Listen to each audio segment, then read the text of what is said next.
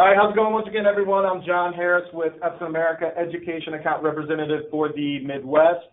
As I said before, we're going to go over the BrightLink interactive projector, the annotation software you use with that. I'll provide you some documentation. If you notice in the handout section of the GoToMeeting, GoToWebinar software, you'll see a few handouts in there I've included for you. A couple of those deal with the easy interactive software, sort of a guide that goes through that software and the tools you see there. And then the others are catalogs for the products for both K-12 and higher ed. So please download those handouts. And then also, if you have any questions during the presentation, please feel free to ask those in the questions section of the GoToWebinar software over on the side. I have my colleague Rosa Bierman, Education Account Manager for the Northeast region. She'll be able to answer your questions in line as we go on the presentation. Any questions that we aren't able to answer right away during this presentation, we will respond to you via email, so please feel free to ask, and if you don't hear from us right away, we'll be reaching out after the presentation. So just a little information about the BrightLink projector that we're using here. It is one of the BrightLink Pro models, so when we get into the embedded toolkit, command bar, and things like that, you might see a couple options that you don't have available to you if you have maybe, let's say, a BrightLink 536 or one of the 600 series. So just be aware that the Pro models do have additional features that the other models don't. So, just to get started right away, a little bit about the technology that makes these projectors interactive. It is an infrared technology, both for the two interactive pins that come with most models. I think the entry-level model only comes with one interactive pin. And then there are models that have both interactive pins and finger touch capability. Just the basics on that, the pins each pin emits its own infrared frequency that is trackable by the camera up inside the projector. And then that allows you to choose one type of ink for one pin and another for the other, one color for each, right? For the finger touch, what you see up here at the top, there's the finger touch module. It essentially sends down an infrared curtain in front of the standard dry erase board, or even just a wall that, a nice flat wall you can project onto and interact with. We recommend that you do have professional installers install these projectors for you due to the threshold for the finger touch module, right? It is somewhat sensitive, so you need to make sure that it's installed correctly, or else you might run into a little issues. And if you need help troubleshooting anything with the finger touch module, certainly we're here to help you with that, so please reach out to us. So here we have, this is the home screen you're going to see when you first power up your BrightLink interactive projector. And basically this gives you some choices on your source select, whether it's from the USB, whiteboard, connect to your PC. So we're just going to start by jumping right into whiteboard mode here. And so I can do that by just touching right on here, or you can use the remote control to switch between your sources. So as you can see with the BrightLink projector, the first thing that you're going to see if you go into whiteboard mode is this is going to give you essentially your PC-free digital whiteboard, right? And with this, what you'll notice is that you have a command bar down at the bottom. And if you touch the home screen here, that's going to take you right back to where we started at this home screen, right? And then you can choose your whiteboard mode or select a different source. So let's go back into whiteboard mode here. And what you can see down here in the command bar, which is locked down here to the bottom, you've got several options here, including switching choosing your files, opening up a scanner, or even adding some of these templates that are predefined that we have in here. So you could load just simple lines into your background. You can change it to a completely black background. And then even on some of these other options down here below, you can load other templates that you have into those spots for whatever purposes you need. So, certainly if you're doing some handwriting classes, English, you might use this. For math classes, you might use this grid format. But these are all predefined in here for you to choose from, these backgrounds. And then as you move over here, let's just do one thing real quick. We're going to pull up our drawing toolbar. And as you can see, the drawing toolbar pops open over on this side when I tap this arrow right here. Let's say I wanted to move to this side of the board. I could just come right over here and tap the arrow on this side, and now I have my annotation tools over here. So say I want to clear out this embedded grid. What you have here is an option to clear the screen. I can move that, or actually I need to switch back to the standard template first. And now we have a completely white screen. Bringing up my drawing toolbar again on this side.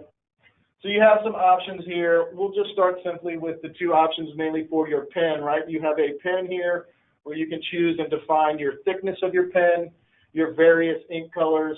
So just to start in, as you can see, I've chosen the red color ink, and down here in the bottom, it gives you a visual representation of what color and what option you're using. So right now I've defined that I'm going to use the finger touch for red, and I can just get in there and start my annotation. I can change the thickness of that line if I wanted something thicker. So there you have it. And then once again, going back to my clear screen, I can remove all of that. So just showing you here, once again, you've got several choices on how thick you want your line to be and options for your colors. Outside of the pen, you have the highlighter functionality. So let's say I just wanted to go in here, for example,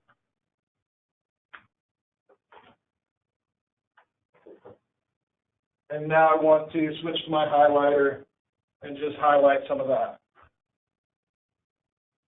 All right. So you've got some options there as well.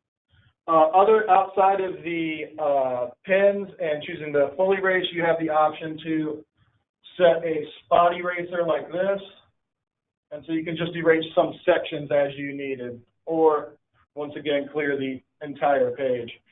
Now, as you can see down below in my command bar here, I have just one page. If I'd like to add additional pages, I can add a new page here, selecting a different ink, writing on the page, add another third page. And as you can see, you can add several pages. So some models only include one page there. As you move up further in the line, you can add additional pages. And then if I just want to eliminate these pages, I can just delete them down here from the command bar.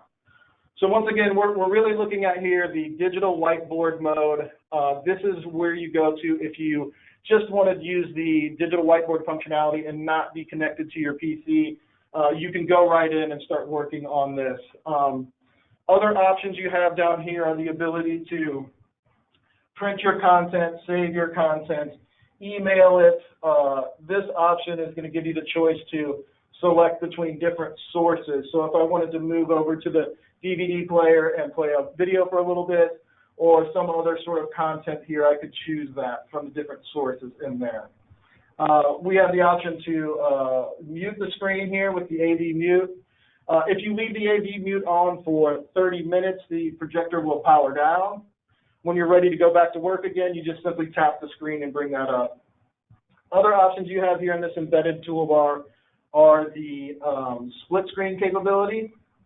And then this little question mark right here, it's going to bring up a nice screen that outlines what all these tools are. So as you can see, it tells you exactly what you can do with these various items here. A little bit about the command bar, adding pages, zoom option, hide the toolbar, and all those types of things. So, if you ever have any questions, certainly open up the projector and tap on this little question mark, and that'll help you out there. So once again, you can switch back and forth with your toolkit depending on which side you're on.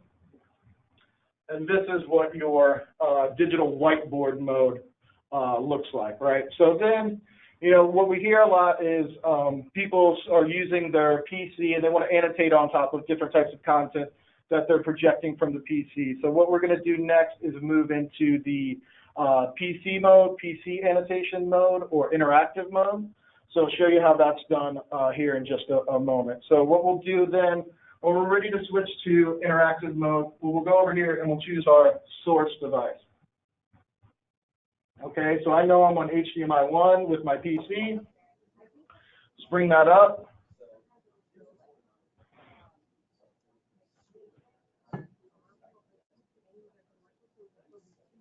Okay, and so now we are in PC mode. And when you're in PC mode, one of the options you have is you can continue to use the embedded annotation tools that we have right here, but really we recommend you switch over to a software called Easy Interactive Tools, which is essentially this same annotation software, but in an application form. And that's for both PC and Mac. So the way you access the Easy Interactive Tools software, like I said, there's some handouts in the GoToMeeting webinar software that give you essentially a layout of these toolkits easy interactive tools, what the functionality of the different buttons are.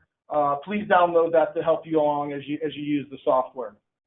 But essentially the way you would get to that software is you would go to the landing page at Epson.com, Epson.com/support, and you would look for your particular projector model, whichever BrightLink model you have, and you would be able to download easy interactive tools as well as eye projection and the other applications we have for your BrightLink interactive projector there.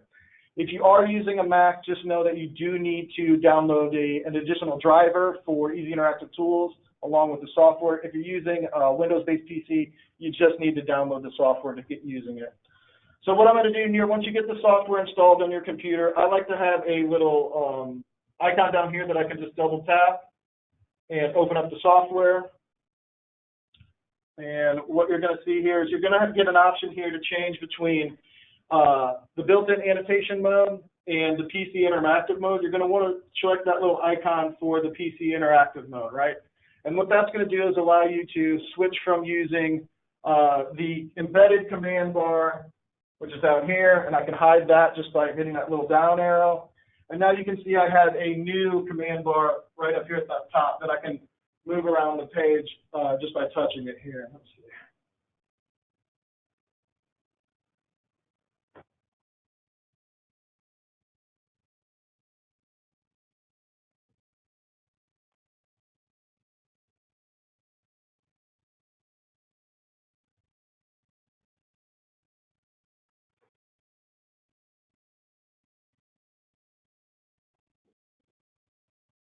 Okay, so just moving this around.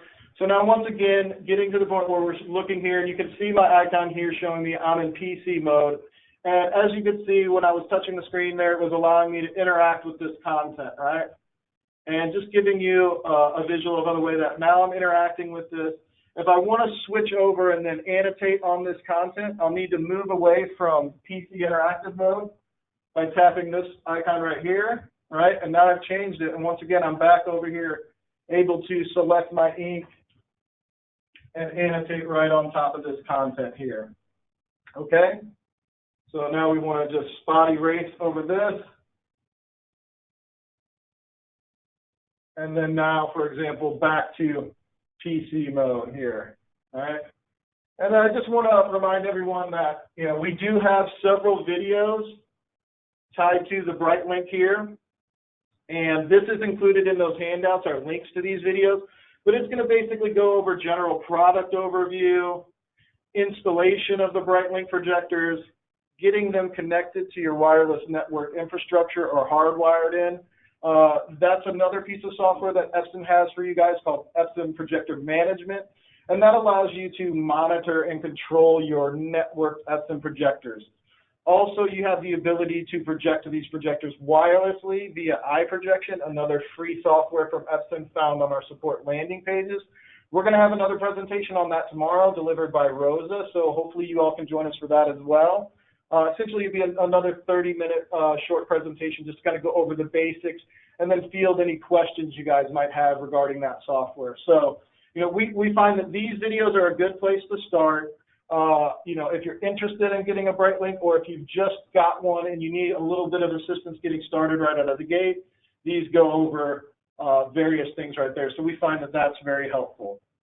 But what you'll really find is that the Easy Interactive Tools software and the built-in embedded drawing tools are very similar, but you do need to be a little bit careful to make sure you know which version you're using. So if you're using the little icon here, that's going to bring up, once again, a toolkit. As you can see, now I have two toolkits here. So it can be confusing. Just know that the difference is going to be if you're in PC mode, you want to be using your Easy Interactive Tools with this command bar, and it looks like this on the side over here, all right?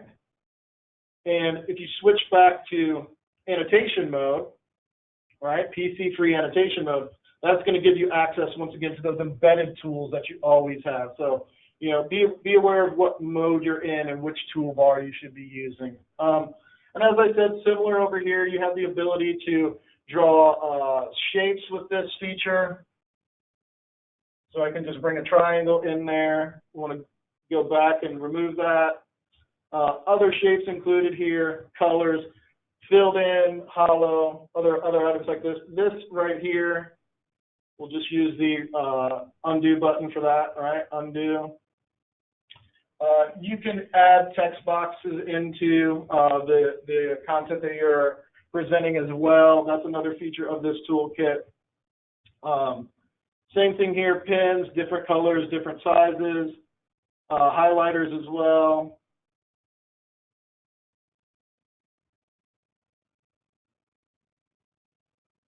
All right. Full screen erase, spot erase. You can lock this toolbar in place if you like. If you want it to disappear after a short amount of time, you can do that as well. And then once again, the icons down here show you where your finger, if that's dedicated to a specific color ink. Like in this case, I have it set to the yellow highlighter. It's telling me down here my other pen is black, right here, and so forth.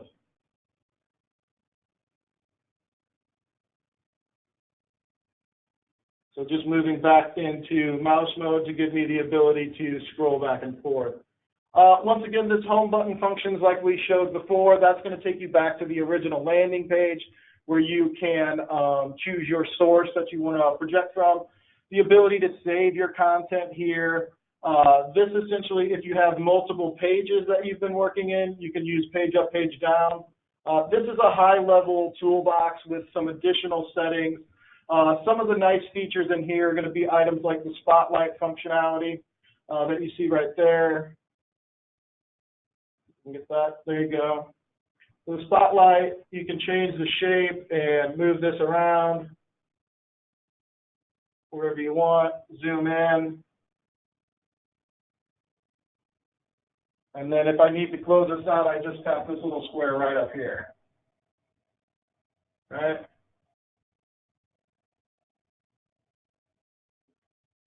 Going back to the toolbox up here, ability to print, zoom in.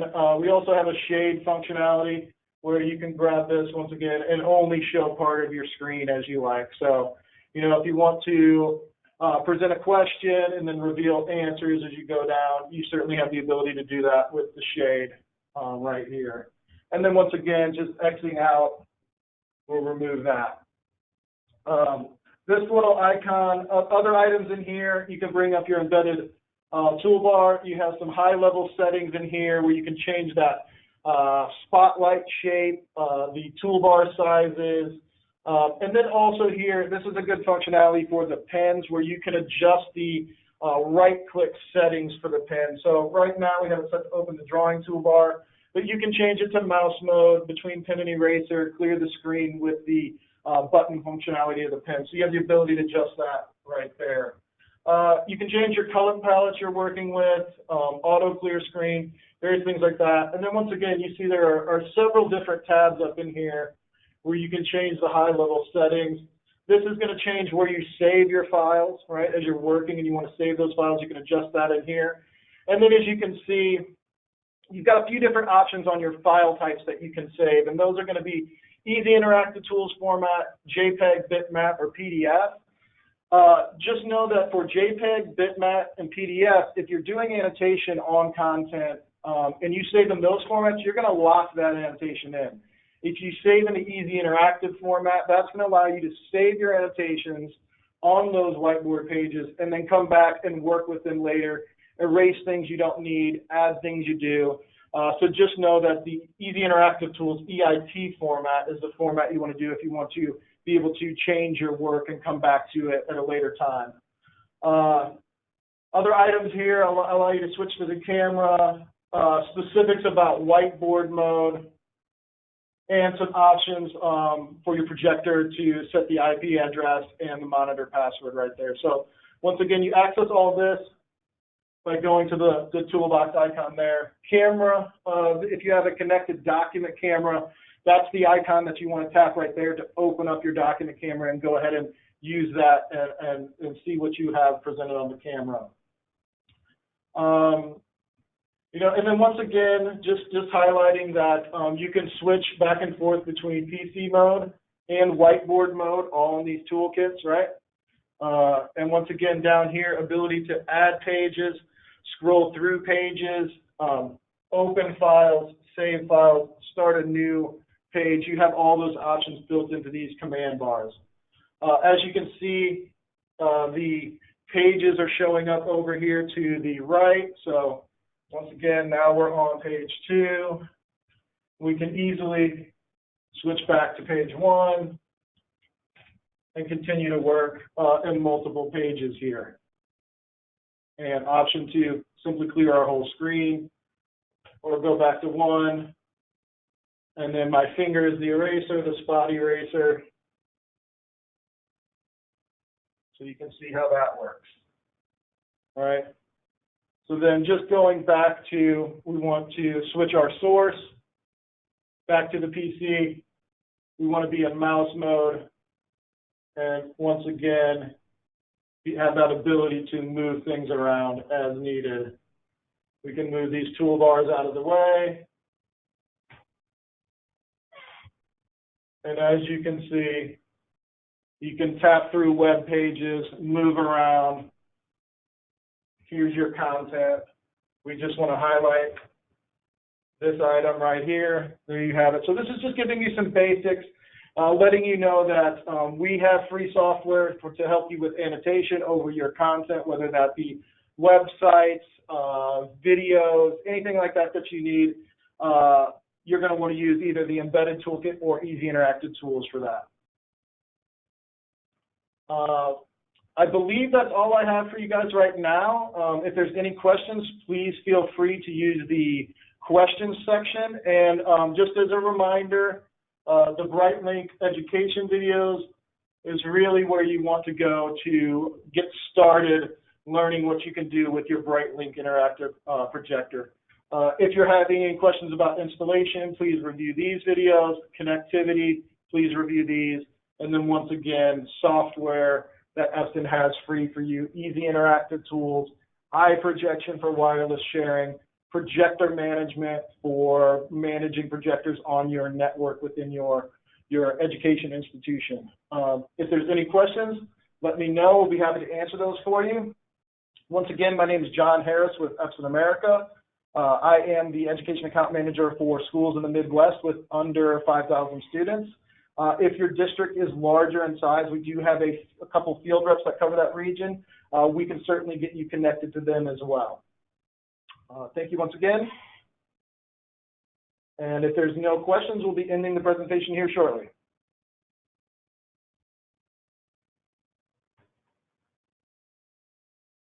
Okay, as I said, once again, please make sure to download the handouts I've included for you. And we'll be looking forward to seeing if you join us tomorrow for our presentation on eye projection.